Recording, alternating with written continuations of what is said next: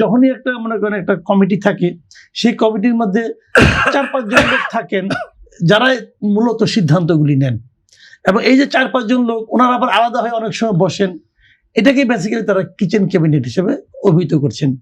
এখন একটা টেলিভিশনে তৌহিদ হোসেন সাহেব যে বক্তব্য দিয়েছেন, সেই বক্তব্য আমি শুনেছি।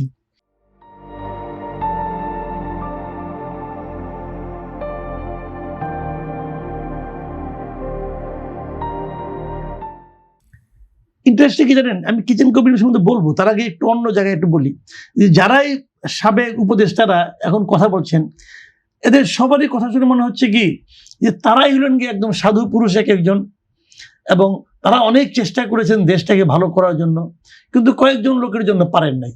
তাদের সবারই একই রকম কথা। এই যে মার্কিন যুক্তরাষ্ট্রের সঙ্গে যে চুক্তি হয়েছে, সবাই বলতেছেন আমরা চেষ্টা করেছি, আমি ভেবেছি আমি পদত্যাগ করব, 3 বার আমি পদত্যাগ করতে চেয়েছিলাম না।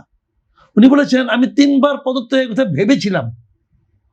তো মনে মনেই তো ভাবছেন না ভাই, 3 বার আপনি যদি 30 বারও ভাবেন, তো আমার তো কিছু করেন নাই, তো ওর তো কোনো কার্যকারিতা আমি দেখছি না।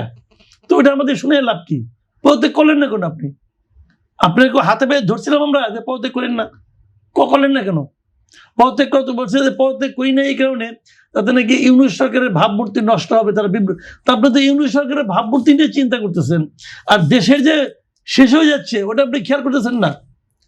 আপনার কাছে জাতির দেশের যে স্বার্থ, তার চেয়ে ওনাদের ওই ক্যাবিনেটের ভাবমূর্তিটা ইম্পর্টেন্ট বেশি। তো ঠিকই করছেন। প্রত্যেকটা লোক ভাই উপদেষ্টা হিসাবে সুযোগ সুবিধা সমস্ত নেওয়ার পর যখন চাকরি শেষ হয়ে গেছে, এখন ওনারা বলতেছেন যে ওনারা কত কি করেছেন।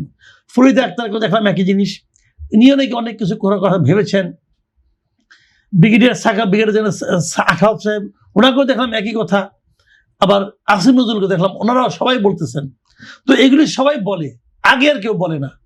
বেসিক্যালি না, এই লোকগুলো আমার মনে হয় এক ধরনের ভণ্ডামি করে, এটা হলো আমার ধারণা আর কি। তা না হলে তাদের এখন হঠাৎ করে তাদের আপনার সেই চেতনা জাগ্রত হয়ে গেল, আমরা বুঝতে পারছি না।